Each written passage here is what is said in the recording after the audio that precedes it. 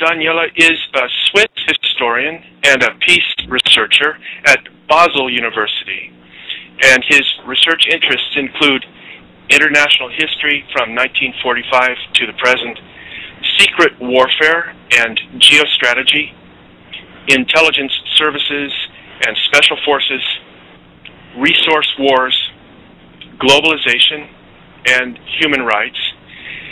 So his areas of specialization are very important for the listeners to this show. These are areas of concern that we have. And Daniele is the author of what is probably the definitive book on Operation Gladio, called NATO's Secret Armies, Operation Gladio, and Terrorism in Western Europe. And this book is in English, and it's also been published in German and perhaps in other languages.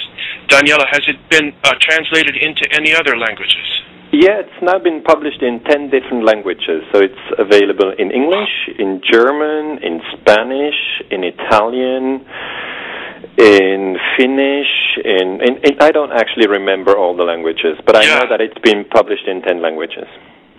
Well, that's so appropriate because the sweep of the book, it covers all of those languages. Your research is incredible. You've read in archives and literature in virtually all the European languages. It's a highly impressive book, and of course the subject is of such deep interest, one would think, for citizens of all the European countries as well as citizens of the world, that it's fantastic that it's been made available like that. So, you know, in the book you chart the broad sweep of a distinctive secret setup that was used to control the politics of European countries after World War II until quite recently, and one might even question whether those structures might not still exist. Maybe we could talk about that after a while. But since you're the expert, how would you like to just introduce us to what is Operation Gladio? What does the term refer to? Well, it is a term which is not very well known, it has to be said. Even experts on international politics that I approached some years ago, you know, I asked them, do you know about the secret NATO army, which is codenamed Gladio? And they said no. You know, they were my professors, and I was doing a PhD, and I was studying at the London School of Economics and Political Science in London. These people were, you know, very well educated. So I asked them, do you know more details about Gladio? And you know, most people have no clue because it was not very much in the news. So that's sort of the first thing. If there's somebody among your listeners who's never heard of Gladio, that, you know, that's just very normal. Most people have never heard of it. Then this, you know, made me very curious, and I started to look at the data available. And what we do have is a confession from the Italian Prime Minister, Giulio Andreotti, who it's already 20 years ago now, in 1990, at the end of the Cold War, confirmed in front of the Italian Parliament that indeed there had existed a secret army in Italy, and that this secret army had the name Gladio. So this is actually the code name for the secret army which operated in Italy. And this was very sensitive. The Prime Minister explained that secret armies also existed in all other countries of Western Europe, that they were trained by the American CIA and the British MI6, and you know, that was a big scandal at the time. Yeah, it certainly was. So the CIA and MI6 trained Italian men, and then these men were organized in a secret structure that somehow the CIA or MI6 was able to manipulate. How did the CIA exert control over Italian citizens? The task of the secret Gladio army, we call them stay-behind armies, that's the military term, was twofold. So the secret soldiers, they basically had two functions. Their first function was to wait for a Soviet invasion, because, you know, as most of your listeners probably know and remember, during the Cold War, Western Europe was scared of a Soviet invasion and occupation. And so NATO designed these secret armies and said, in case that the Western European zone should be occupied by the Red Army, we need some sort of a resistance network. We need secret soldiers, guerrillas, who have explosives and weapons which are hidden in forests, in arms caches, or even on cemeteries. They had arms caches hidden in graves, and they just operated as a secret force. And you know, one idea was to say they would only become operative in case of a Soviet invasion, and that was what many people have said right when the secret soldiers were discovered. But that was not the whole story. There was a second task, and we now have documents from the Italian military secret service, which is called SISMI, Servizio Informazione e Sicurezza Militare, so that's the Italian military secret service. And in these documents, it explicitly says that the stay-behind armies, the Gladio network, had a second task, which was to control the Italian population in case of an emergency, as they put it. But they don't specify what an emergency is. They basically leave it open to the secret services to become operational when they think it's an emergency. Well, so there's no evidence then that any of these secret armies, and they were, as you said, they're very widespread across Europe. It wasn't just Italy, but they were set up more or less along similar lines in every Western European country. So Portugal, Spain, France, Greece, Belgium, Germany, etc. Similar structures in all these countries. The Soviets never did invade. At some point, it must have become fairly clear that it was unlikely that the Soviet Union would invade. I'm wondering how genuinely the governments of Western Europe really feared an invasion by the Soviet Union, certainly after a certain length of time. But so there was this other purpose, which essentially it's turned out was to control the domestic politics of the countries and to prevent any kind of leftward movement in the governments. Isn't that correct? That is correct, because the Italian judge who discovered the network, his name is Felice Casson. What he did is he researched a specific act of terrorism in Italy. It was an act which had been carried out in 1972 in the Italian village of Peteano. It was a car bomb which had killed a few people, policemen, and which was at the time attributed to the left Italian terrorist group Brigate Rosse, the Red Brigades. At the time, this charge was made through an anonymous phone call, and everybody in Italy at the time believed it. I mean, it was spread by the media, it was spread by the news, so everybody thought, okay, here's a terrorist attack, which shows that the communists are dangerous. And only 10 or 20 years later, you know, it can take so long to really get the truth about the terrorist attacks.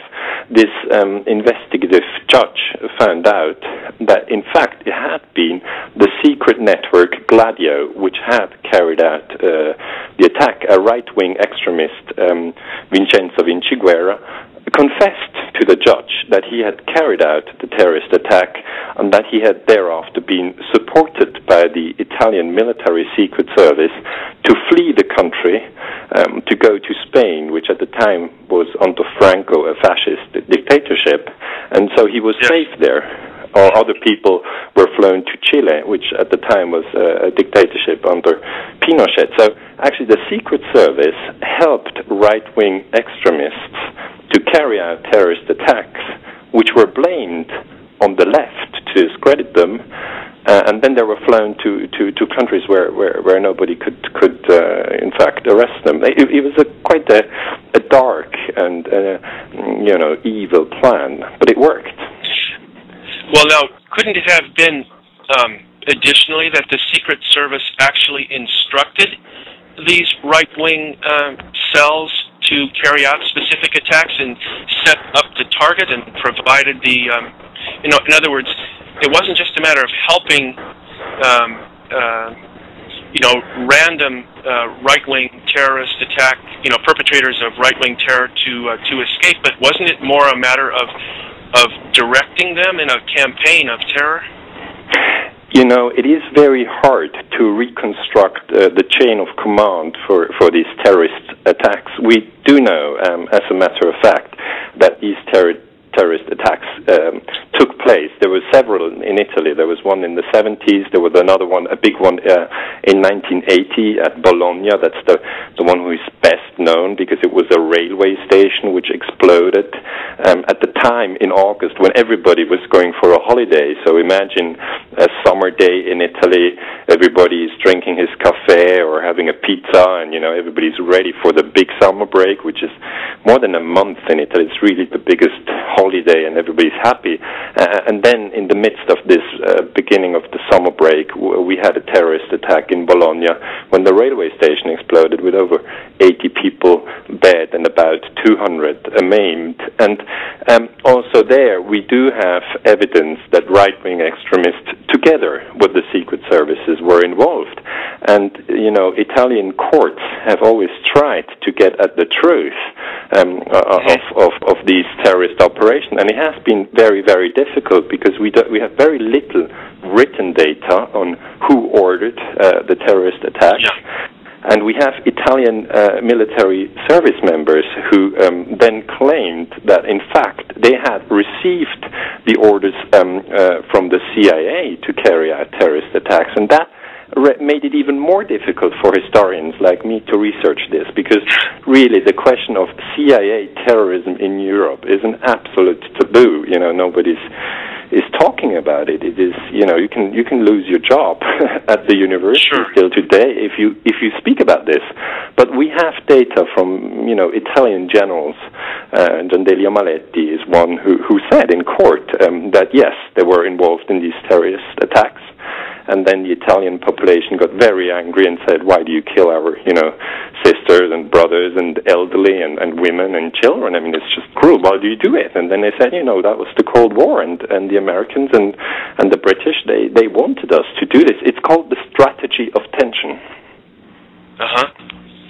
And what does that term, how does that term encompass these activities? The strategy of tension is actually a strategy which says we want to spread fear within the population. So what researchers in Italy and also in Belgium, we had a series of attacks in Belgium and a series of attacks in France and in Greece also. So we've had a very long terrorism debate in Europe, before 9/11 happened in the United States. And this terrorism debate shows that in some cases terrorism is being manipulated in the sense that it is not a surprise attack from somebody outside the state, but the state itself can carry out terrorist attacks against the population in order to shock the population and discredit a political enemy. This is something, it has to be stressed, really. I mean, when I work on these subjects with my students who are 20 or 25 years old, and, they just study international history and want to find out how the world works, when they hear this, they say, but this is impossible. How can the state, we pay taxes to the state, and that's already difficult, but how can the state, whom we pay taxes and who has the task to protect us, attack us through secret terrorist operations, and then when we try to get at the truth and ask for an investigation, cover up? I mean, this is really something which many people who've read this book that I've written on NATO's Secret Army, they come to me and say, I mean, how is this possible? And I have to confess myself that I'm sometimes amazed that these things can happen without that we have a large debate on manipulated terrorism.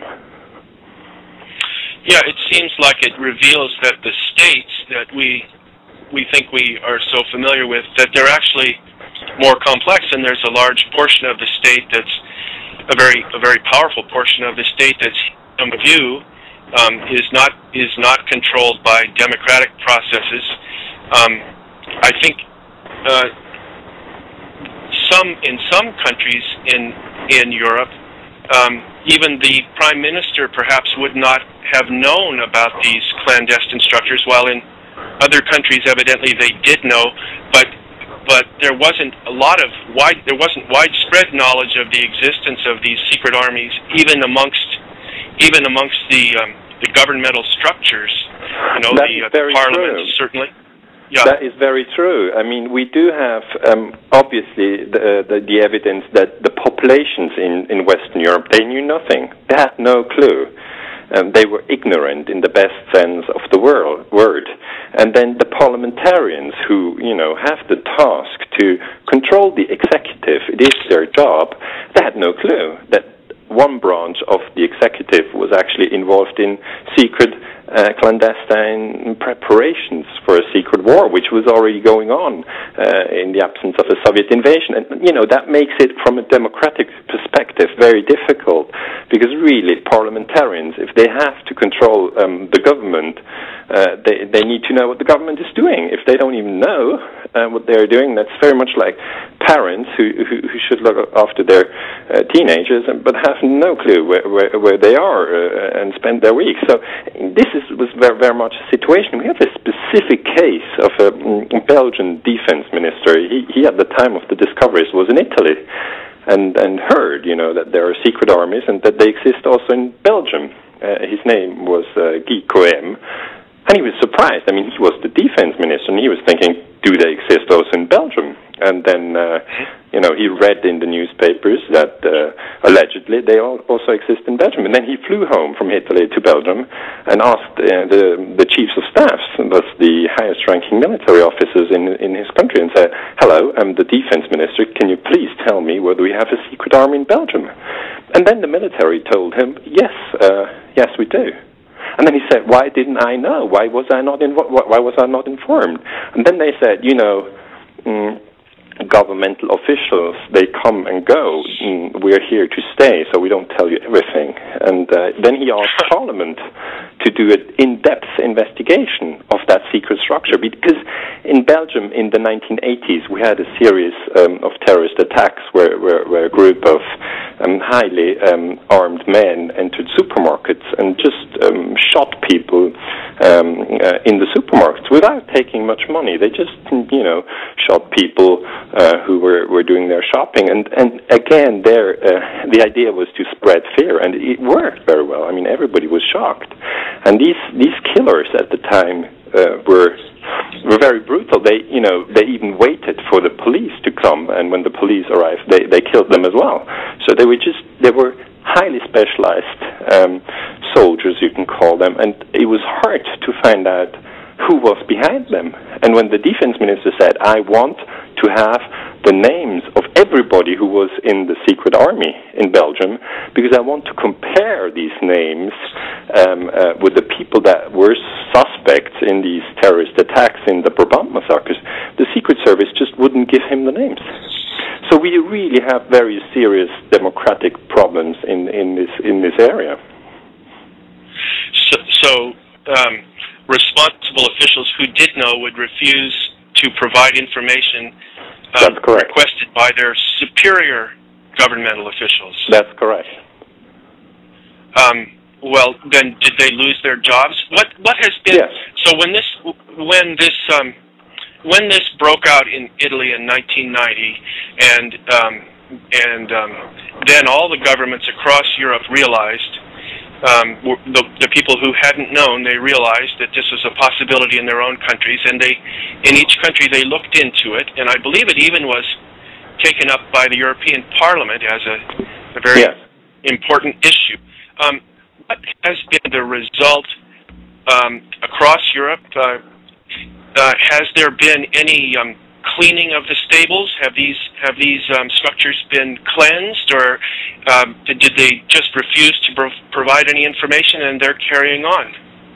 I mean, it was not really, cleansed. No, we can't say that was cleansed, because what we did have, and that is correct what you said, the European Parliament in 1990 said, first of all, we condemn this creation of clandestine military structures, because, that's nothing that in a democracy should exist. I mean, you can, of course, have an army in a democracy, but you must know who is in that army and where the guns are, and you must know the chain of command. And that was not the case with the secret armies. They were really a parallel structure. And so the European Union, the Parliament of the European Union condemned the creation of the networks. And furthermore, the Parliament of the European Union asked for an investigation into the history of these secret armies, what they did and whether they had any links with terrorism or coup d'etat. We have some coup d'etats in Greece and in Turkey is, a little bit forgotten, but in the Cold War, both Turkey had 3 coup d'etats, military coup d'etats, and Greece had 1 coup d'etat. So, but the secret armies were involved in these coup d'etats, and everybody expected that there would be an investigation. But basically, the national governments just didn't want to look into this. For instance, in Germany, there was evidence that former Nazis have been recruited right from the Nuremberg trials into the secret armies, because the idea was to have a very strong anti-communist ideology in these networks, and obviously the Nazis were very, very strongly anti-communist. And furthermore, you needed people who were trained in the use of explosives and guns, and the Nazis very much, actually fitted that profile. And the question really is, why didn't we not have an investigation which was more thorough? It was just too risky. Many people are still alive who served in these networks. There are a lot of political careers linked to it. And journalists approached NATO and said, can NATO comment? We have the testimony of the Italian Prime Minister who said NATO was involved in this and was actually coordinating and directing these secret armies. And then a NATO spokesman on the first day said, no, that's not true. We were never involved in secret warfare or guerrilla operations. And then on the next day, because there was a lot of evidence piling up, a new NATO spokesman had to step in front of the press. That was also in late 1990, and he said, what we said yesterday was wrong. We should not have said anything at all, and we can't comment because this is military secrecy. And so the biggest military alliance of the world, NATO, refused to comment on its secret Gladio army. So no, there's no transparency really. So then we must conclude that these structures still exist. There's no evidence we don't have the proof. We don't have the proof because the national government said, "Oh, we closed it down. We don't need them anymore because the Cold War is over." But in the absence of an investigation, there were some countries who carried out an investigation. Italy carried out an investigation, and they published letters to the secret soldiers where they told the members of the secret networks to stop because it has now been closed down and the network does no longer exist. And in Switzerland, we also had a secret army. It was called P26. There was a big shock because Switzerland was a neutral country during the Cold War, and it was a shock to hear that we had a secret army which was directly linked with the British Secret Service MI6. So there's a huge debate here in this country as well. And then they said, we close it down and it does no longer exist. But in Belgium, they also had an investigation. They said they close it down. It is very difficult to say whether it has been closed down. What I think is important to realize is that this strategy, that the technique of manipulating terrorism, that this can still continue, under a new historical context, with the same idea to spread fear among the population and to spread confusion among people, it's possible that this continues today. Well, and of course there were the bombings in Madrid, and there were the bombings in London, the 7/7 bombings. And instead of the left having been blamed, they simply blamed Muslim fundamentalists. But, yes. But I think in both cases, both in the case of the Madrid bombings and in the London bombings, there was quite a bit of evidence that suggested the official account of those bombings was not true, and that these very well could have been just more recent varieties, more recent examples of the same clandestine structures with a different, with a different narrative that they use, and blaming different perpetrators because their narrative has changed. Instead of blaming communism, instead of communism being the enemy, now Islamic fundamentalist terrorism, or terrorism in general, is the enemy. But there's no real evidence that that these bombings might not be very, very similar to what had happened in Europe before. I mean, it is true that in the Cold War, the designated enemy was communism. That's quite clear. So these manipulated terrorist attacks at the time were framing communists. It has to be remembered that communist countries during the Cold War were also involved in atrocities, really. I mean, the Soviet Union under Stalin, if you look at it, they killed people, put them in gulags. And in the West, we were very well aware of this sort of brutality, and we knew about the DDR, so the communist part of Germany at the time, that the Secret Service was corrupt, and there was very strong criticism of all these countries, or the Red Army occupying Czechoslovakia and all these things. So that was, that was being taught at Swiss university and, of course, at American universities. What we were not aware of is how things looked in the West, because we sort of said communist countries are evil, and capitalist countries in the West, they are just promoting human rights and democracy. And this narrative is wrong. It's just wrong, plain wrong. If you look at the historic data, and you see from the secret armies that we also had our form of terrorism and our form of manipulation, but we're very...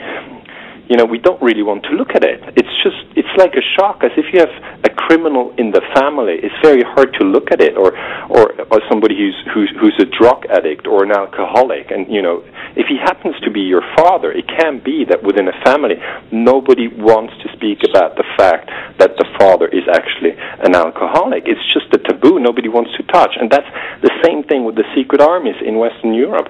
We still love to think of us, and in the United States probably similar, as a sphere where democracy and human rights dominate, and we'd never, do any such thing as manipulated terrorism. And that makes it very difficult, and that, brings me to the second part that you mentioned, to Madrid and to London. That makes it very difficult to now look at these new terrorist attacks. I call them new because they happened within the last 10 years, including 9/11 yes. in Madrid. And these new terrorist attacks, again, we are so convinced that they can only be hostile Muslims from far away who've come into our societies and did this. It's a very psychological thing. We cannot even imagine, and when I say we, I just mean the average citizen, we cannot yes. imagine that our governments will be involved in this, because we have not studied history. We don't know that it happened in the past. And now, as to the specific question whether London and Madrid have been manipulated, I frankly have to say I don't know, because I did not investigate these acts in my book. It is, however, obvious that during the Cold War, the communists were discredited, and now the Muslims are discredited. And I mean all the Muslims. They're being framed as terrorists. And obviously the question in Europe, which is now being circulated within universities and journalists, is, people don't speak about it openly, because it's a very sensitive discussion. discussion, but people say, could it be that the Muslims are now being framed and discredited because most of the oil and most of the gas is in Muslim countries, and we need some sort of a pretext to go there and get it, and if we say they're terrorists and they have weapons of mass destruction, that might well be the story. And I'm saying I'm very interested in this narrative. I'm very interested in this discussion because it's an important discussion, but I'm saying we still don't know the truth about London and Madrid, and as you say, there are indications that it could be manipulated terrorism, but I personally don't know yet. It's complicated. Yes, okay, I agree with you. What I'd like to do, Daniele, is take a 1-minute break and give you a chance to sip some water or something, and then I'd like to come back and then talk about the significance of what we have learned about Operation Gladio for an understanding of 9/11. Okay, let's do that. Okay, so let's do a 1-minute break here. Let's do that.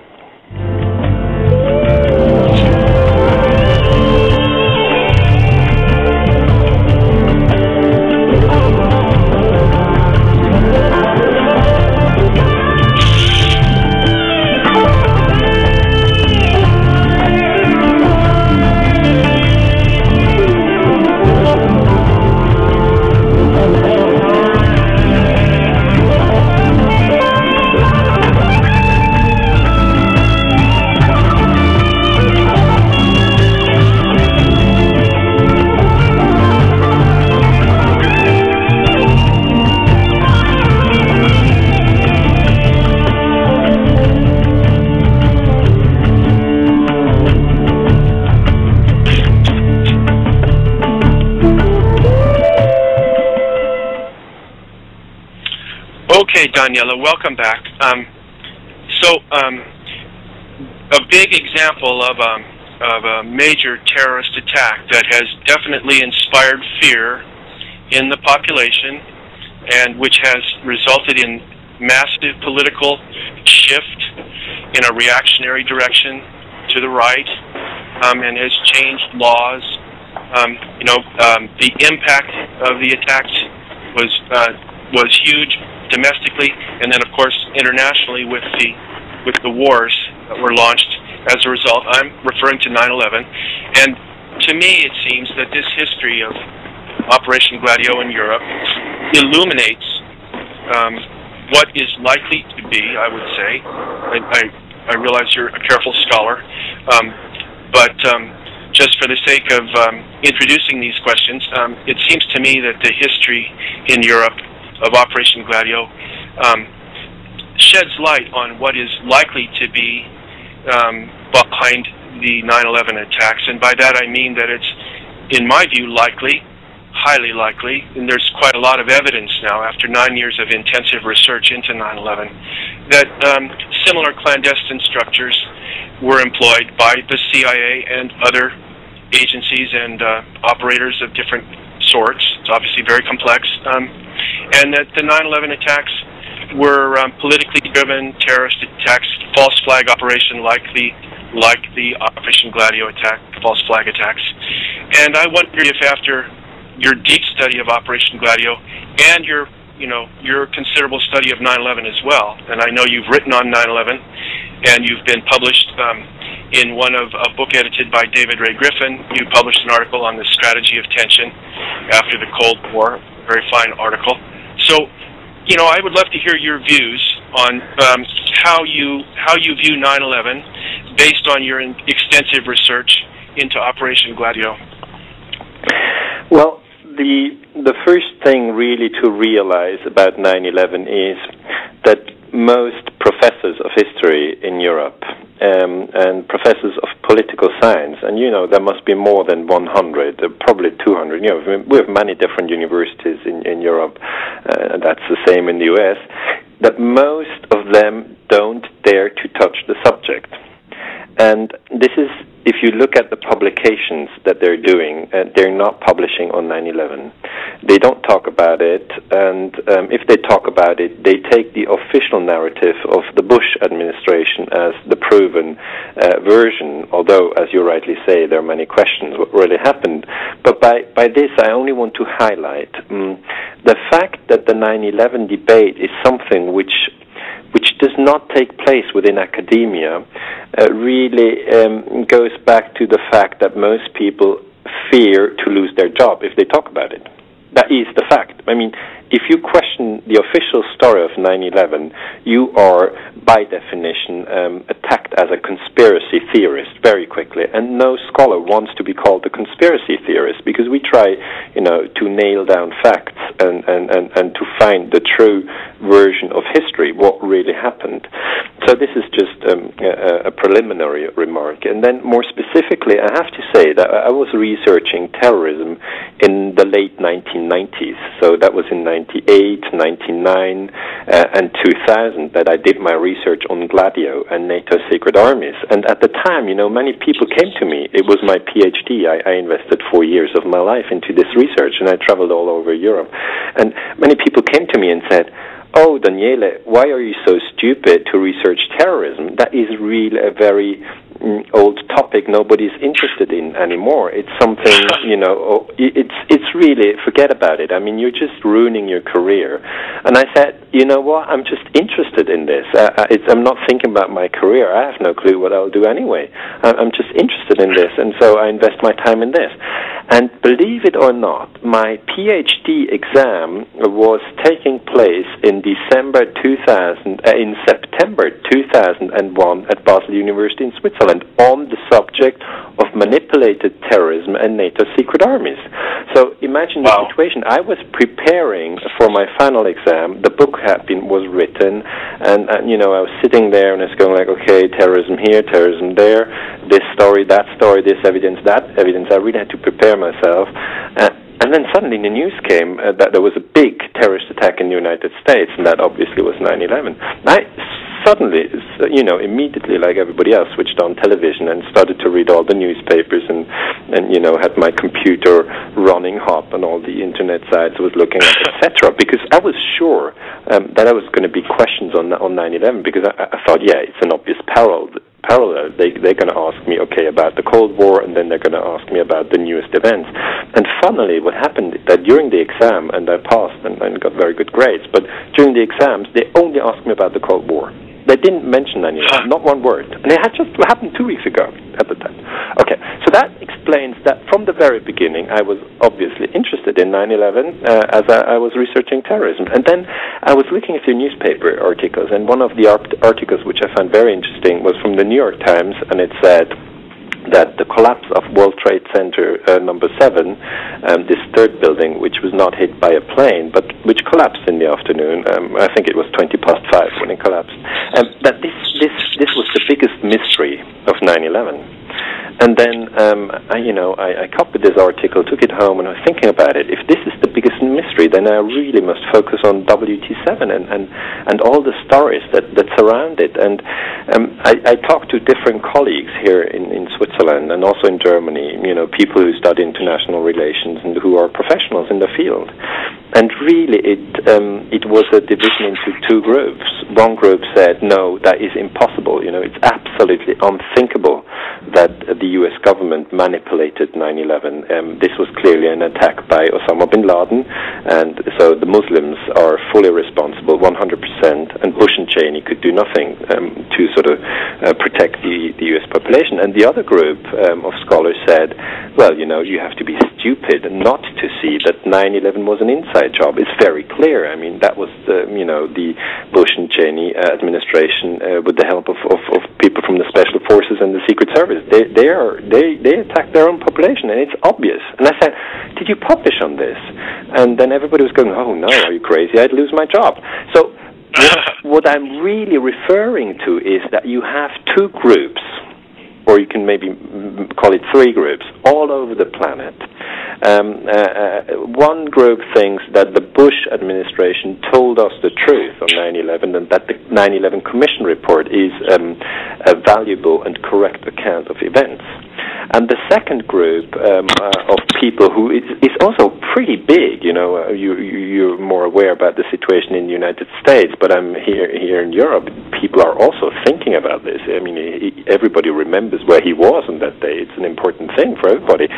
And this second group really thinks that it was an inside job, or as an alternative view, that it was an operation which was carried out by the Muslims, but by corrupt elements within the U.S. security establishment, was perceived as coming, and then they just let it happen. You know, that this discussion about Pearl Harbor with the Japanese, and obviously there's disagreement as well, but if you assume that maybe the Japanese attack on Pearl Harbor was something which the Roosevelt administration really knew about, and then they let it happen, then this new Pearl Harbor would in this sense also be a criminal operation. So what I'm pointing at is that what I did with my students at history seminars at Basel University and Zurich University is that I first had them define the three different groups who have different opinions on 9/11. So the first group, which I called the surprise group, which says it was Osama bin Laden and he surprised the Americans. So that's the Bush narrative. And the second group, I call it the Lee Hop group, let it happen on purpose, which would be it was Osama bin Laden, but Cheney sort of saw it coming and just sacrificed 3,000 Americans to then start resource wars in Iraq and you know, reduce civil liberties in the U.S. And the third group, I called it MEHOP, make it happen on purpose, which would then be an inside job done by criminal elements in the United States. And I always told my students, you must know that the U.S. is a very large country. I mean, if you know, Switzerland is just a tiny country, and there's 300 million people living there.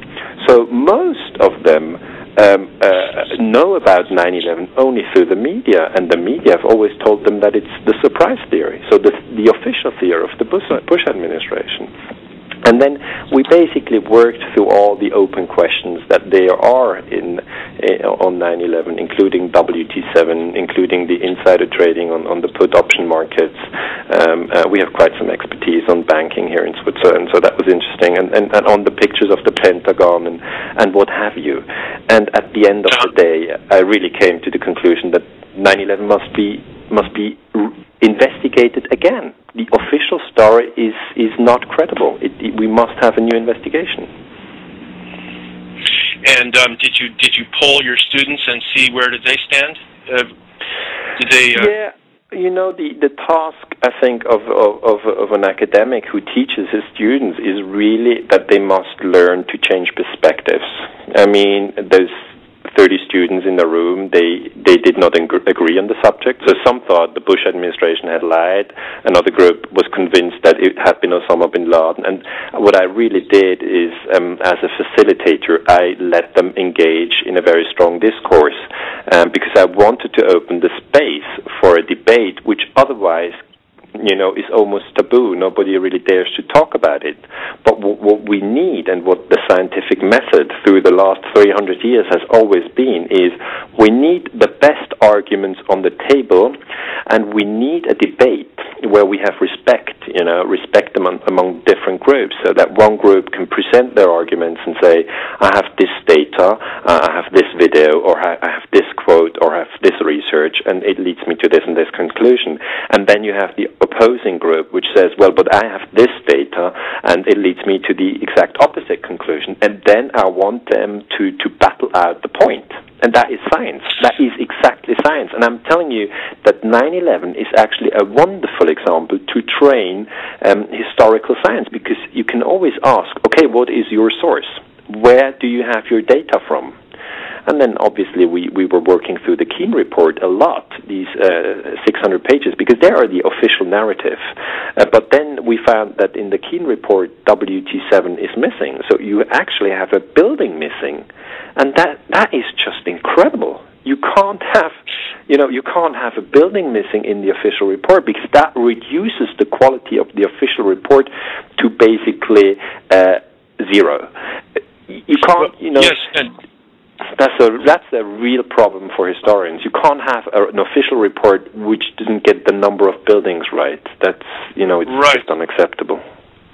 Well, it's somewhat similar to the official reports that resulted in the European countries when Gladio broke open, and many of these reports were highly inadequate. And furthermore, in the United States after 9/11, in addition to what you called the Keene report, the 9/11 Commission report, there were reports by the National Institute of Standards and Technology, the NIST reports on the Twin Towers and on WTC-7, and the authors of those reports were repeatedly requested to engage in precisely the kind of debate that you just described, and they refused.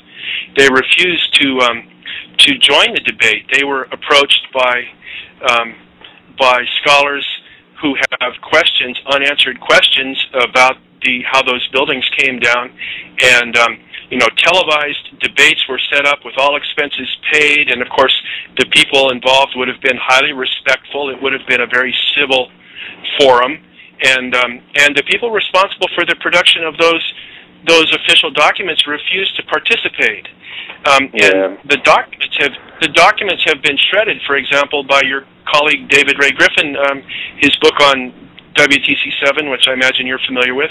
Very, very effectively shreds the NIST report on WTC-7. They've been challenged by requests for correction and have refused to provide any corrections. And so the situation we're in is that the government is stonewalling. The 9/11 Commission report was a cover-up, a whitewash, and the government is stonewalling, and then the implication then must be that they have something to hide. I mean, so, I do agree with you that you did not have a thorough 9/11 debate in the United States, because this debate was basically stopped. You had one version which was being presented by the Bush administration to the world. It was the version which said Osama bin Laden is responsible. We all know this story. And then when you had other people stepping forward who presented a different perspective, who said, no, we think that criminal elements within the Secret Service of the U.S. or within the Special Forces of the U.S. have manipulated the terrorist attacks in one way or another, then this second version of this second view of the whole history was suppressed and is being suppressed until today. And what I'm saying as a historian is that this is not acceptable. You should, in the sense of freedom of speech, you should have the possibility that each and every scholar comes forward with his best data and then let the scholars battle it out publicly. I mean, that is science. That's what we do. Science is not, if you go to North Korea, obviously, you have the government who says, we are a wonderful country and, we have nobody dying from famine. And then if the scholars want to say something, if they want to say, Jesus, you got to be kidding, we have loads of people dying from famine every year, they can't say it. They can't say it, but that's North Korea, okay? That's a totalitarian country. Or take China. You take China and you see one who wins the Nobel Prize, Liu Jiabao. He can't even, go to the ceremony and receive the Nobel Prize. He only asked for more democracy in China, but he couldn't, he couldn't go to get the prize because he's in prison. But then everybody goes, okay, that's China. It's just one party which rules, and you don't have freedom of speech really in China. But if we look to the United States, there's still this, let's call it hope that the U.S. is a democracy, or this conviction that actually within the democracy, you would have a representation of all the voices which are in the discourse. And what I basically see is that you have a division in the United States media. You have the television, which is dominated really by the surprise theory on 9/11. You have then the internet, where you have a lot of people, especially this page which I once looked at to Patriots Question 9/11, where you a lot of Americans who say, we've been lied to and we don't accept it. So you have many courageous people in the United States, but I don't see them getting a lot of mainstream media attention. So really it is a very one-sided debate. Don't take this personally, but I assume, and I have no clue on your radio, but I assume that it's a rather small network, a radio station which tries to maneuver through the mass media dominance. And absolutely, yes, that's correct. I haven't researched your radio. I didn't have the time, but I perceive that it is only in very small corners of the society that you have this debate. And I'm only saying this is very sad. It is not my intention to say that one group is right and the other group is wrong, and that they should kill each other until one is left. I think we should have a civilized debate about facts. That's the only thing I ask for, and that is the scientific tradition. Well, I couldn't agree with you more. I agree that it would be nice if everyone would come forth and be able to speak on an even footing, on an equal footing. But of course, here at Resistance Radio, we're a suppressed minority of questioners of what the mainstream media is putting out. One of the questions we've been pondering quite a lot on Resistance Radio over the last few weeks have been the WikiLeaks revelations, and I understand that this is a subject of interest to yourself as well. What do you think about the recent WikiLeaks revelations and the role that they're playing in, whether they're advancing, say, the purposes of the war on terrorism, or whether they're actually, providing critical information to undermine the war on terrorism narrative? It is a very interesting debate which is going on WikiLeaks. We also have this debate here in Europe, and I did quite a few interviews here on national Swiss radio and on newspapers, because WikiLeaks is something new. People don't know it. First of all, they confuse it with Wikipedia, the encyclopedia. That's the first thing. So we have to get rid of that confusion. I know that your listeners, obviously, which seems to be very educated, they don't confuse these two, but just from the name, they confuse it. And then if you go on and you explain that WikiLeaks is a whistleblower platform, people want to know, what is that, a whistleblower? And then I explain and everything, and I say it's a very good thing to have whistleblowers. We need whistleblowers who actually tell us about corruption in international politics and also in business, if you want. But then the question really is, Julian Assange has been questioned whether he's a dangerous man, and then he said, no, I'm not a dangerous man. The men who start war and fight wars and attack other countries, these are dangerous men. We have to stop them. And then what I've seen is that there's something like a world peace movement, if you want to call it. They then thought, okay, Julian Assange is our savior. He's going to stop all the wars.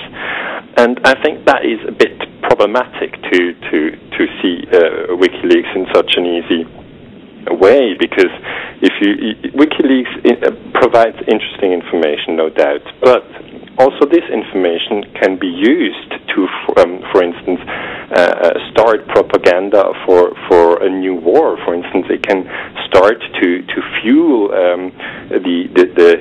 the idea that it is necessary to attack and bomb Iran due to the question of atomic missiles. And to make this clear, I personally don't think that it would be right to attack Iran. I don't think it's right to attack and bomb any country for that matter. But I've seen that, for instance, the New York Times has twisted the WikiLeaks story very much in the direction of an Iran war story. And I'm just, asking people to read WikiLeaks and to remain open and interested in this whole wiki thing. I think it's a very interesting thing, but I also tell them that it's not so easy to get rid of war propaganda, and it's not so easy to get rid of wars. We still live in a world where there are some groups who just try to prepare a new war, and that's just going on, and Goebbels did it in the Third Reich in Germany, and I studied his techniques very closely, and it's always the same. You just have to spread fear, discredit somebody, split two groups, and then say the others are less than human, and then start bombing them, really. So, well, I agree with you.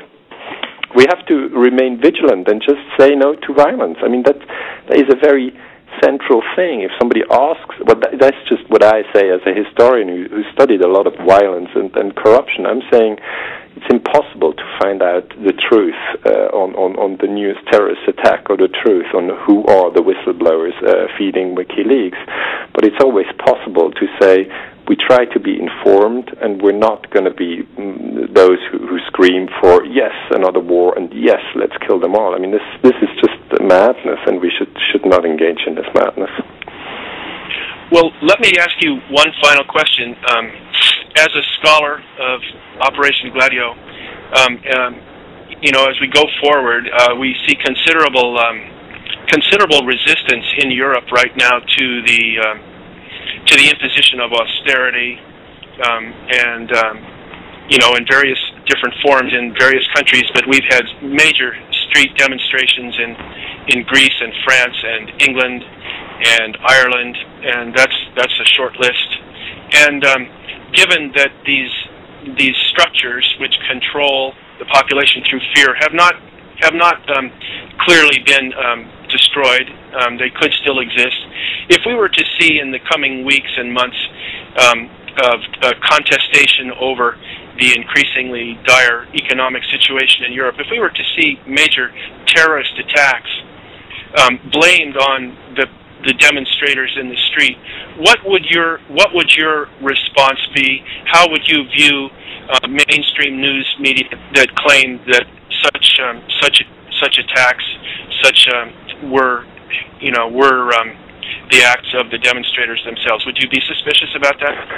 Yes, I would always be suspicious if a terrorist attack happens. As a first systematic approach, I would say we have to investigate whether really it was the claimed group, in this case the demonstrators, or whether B, it was a false flag attack. So secret services or just groups who carried out the attack in order to discredit the demonstrators. That is always the first question, and that is a systematic approach to an investigation of a terrorist attack. But as you see, in the normal case, you just have one road which is being followed, and the question of is this manipulated terrorism does not even make the front line, although it is something which historians can prove that that manipulated terrorism happens. We, for instance, had the French Secret Service in 1985. They went to New Zealand because Greenpeace, this international ecological organization, Greenpeace had its ship in New Zealand. They wanted to prevent the French from carrying out atomic bombings and atomic tests in the Pacific. So they just went with their ship, Rainbow Warrior, right into those zones where the atomic explosions took place. So the French just have about 30. We just have about 30 seconds left, but you know what I want to say, then the French Secret Service blew up that ship and killed the people on board. We know that terrorism is sometimes manipulated, and we just should remain very, very vigilant. So all the best, and good wishes to the United States. Take care. Well, thank you so much for your marvelous research, Daniel. Your book is fantastic. I learned so much reading it. It's a wonderful book, and I'm very grateful to you for coming on the show, and I hope to talk to you again. Okay, bye-bye.